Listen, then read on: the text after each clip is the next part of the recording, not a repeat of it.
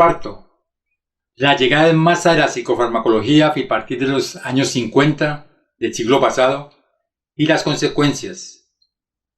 En la mitad del siglo XX, las sustancias llamadas químicas o psicotrópicas han modificado el panorama en el campo de la salud mental.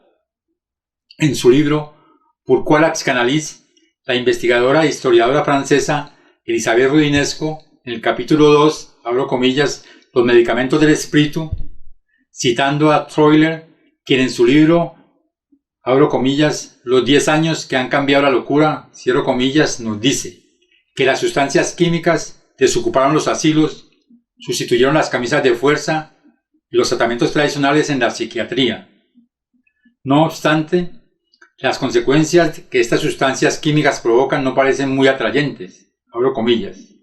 Aunque estas no curan ninguna enfermedad mental o nerviosa, estas han revolucionado las representaciones del psiquismo fabricando un hombre nuevo, liso y sin humor, agotado por evitar las pasiones, avergonzado de no estar conforme al ideal que le proponen, cierro comillas. Es así como responderá este hombre a sus dificultades y sufrimientos cuando queda atrapado en el consumo único de estas sustancias. Al ser prescritas por los médicos generales y especialistas, esos fármacos tienen como finalidad inicial de normalizar los comportamientos y suprimir el sufrimiento psíquico. Pero aquello que preocupa a los investigadores es sobre todo que ni sus fabricantes ni los profesionales encargados de diagnosticarlos, clasificarlos o prescribirlos les interesa en lo más mínimo dar cuenta de su etiología o de buscar su significación de este malestar del hombre contemporáneo frente a su vida. Estas sustancias psicotrópicas se encuentran clasificadas en 3 grandes grupos. Primero, los psicolépticos. Son aquellos que tienen efectos hipnóticos susceptibles de controlar los problemas de sueño, los ansiolíticos y los tranquilizantes que suprimen los signos de angustia, de ansiedad, de fobias y otras formas de neurosis. Además, están los medicamentos supuestamente específicos en el caso de la psicosis y de todas las formas de delirios crónicos o agudos.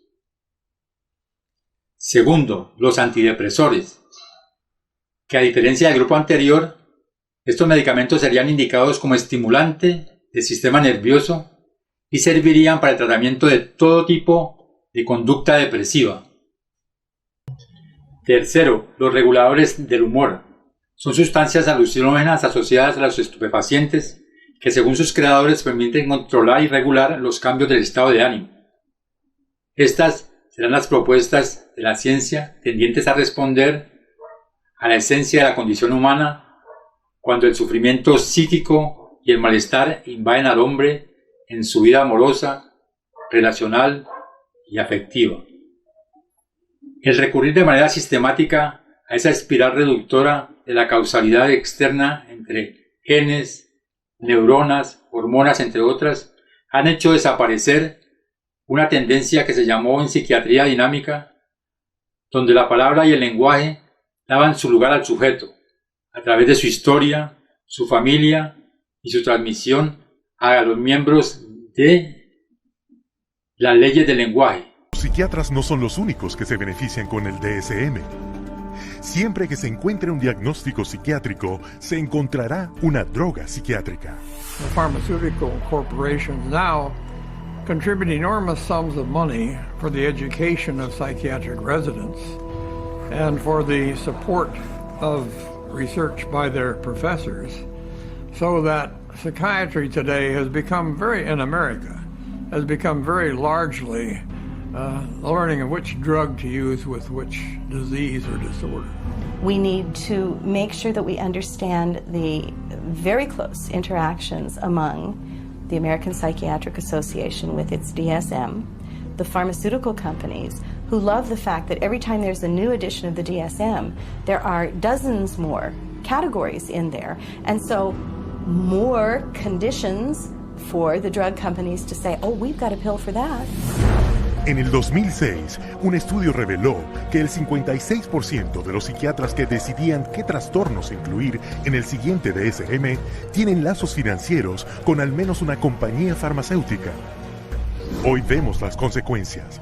un aluvión de drogas, cada una dirigida a un trastorno inventado que está apoyado por un diagnóstico arbitrario en el DSM.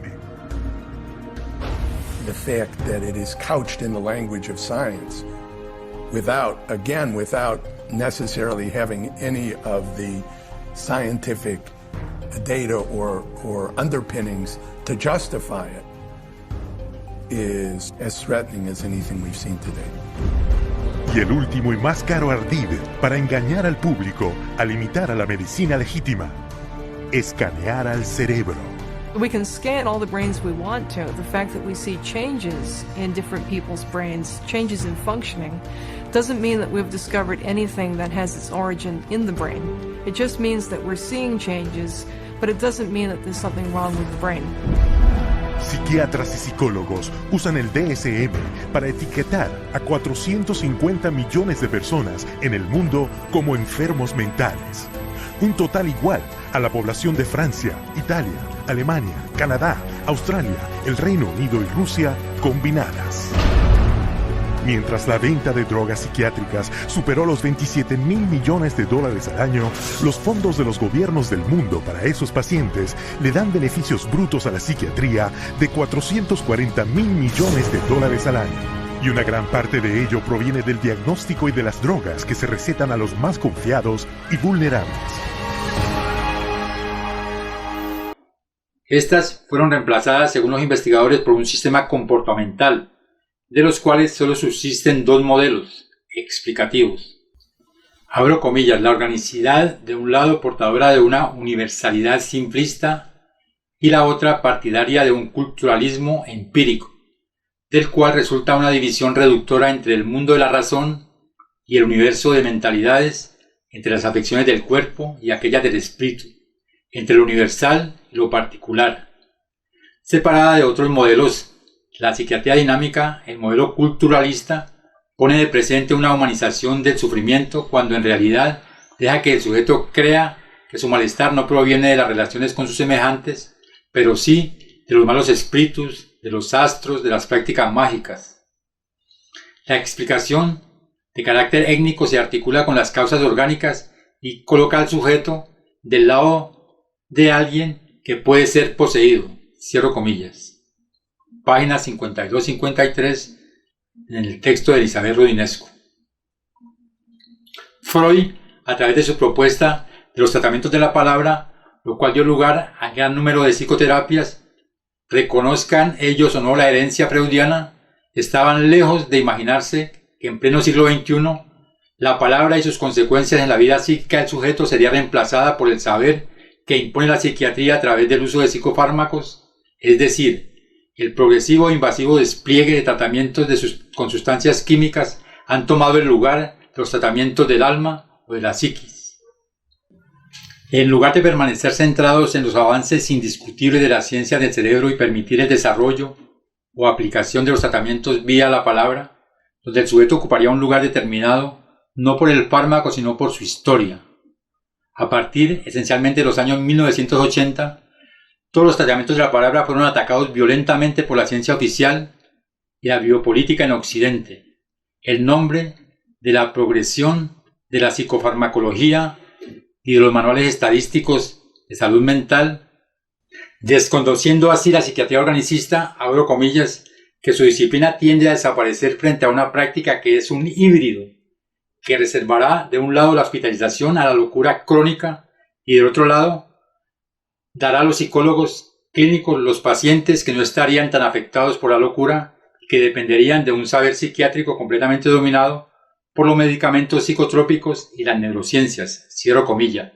Elizabeth Rodinesco, páginas 54-55. Más adelante, en la parte dedicada a la evolución de los manuales estadísticos en salud mental, podremos ver esta mutación que a nivel mundial ha impactado los tratamientos en psiquiatría elaborados por la poderosa Asociación Psiquiátrica Americana, los DSM, apoyados por la Clasificación Internacional de Enfermedades de la Organización Mundial de la Salud. Al inicio, estos manuales estadísticos defendían la idea que los problemas psíquicos revelaban esencialmente de la historia inconsciente del sujeto, del lugar que éste tenía en su familia y de la relación con su entorno social. En esta perspectiva, la noción de causalidad orgánica no estaba rechazada por la psicofarmacología en plena expansión, pero era utilizada en asociación con los tratamientos de la palabra u otras formas de psicoterapias heredadas del freudismo. Pero el desarrollo y la rentabilidad de los tratamientos psicofarmacológicos terminan imponiendo su poder a través de las formas en que los laboratorios y multinacionales farmacéuticas incluían de manera radical que los tratamientos de la palabra, donde se tenían en cuenta el sujeto, su historia, el significado verbal de su síntoma, eran ineficaces, demasiado costosos y demorados en el tiempo. Además, contaban con el agravante que no podían ser medidos, cuantificados, a través de cifras estadísticas, como si lo eran las pruebas que se realizaban en los laboratorios, que se podían aplicar a todo el reino animal o natural, aunque se confundiera así y se mezclara el reino de la naturaleza y aquel de la civilización. Es decir, para ello las ciencias naturales y las ciencias humanas no tenían ninguna diferencia.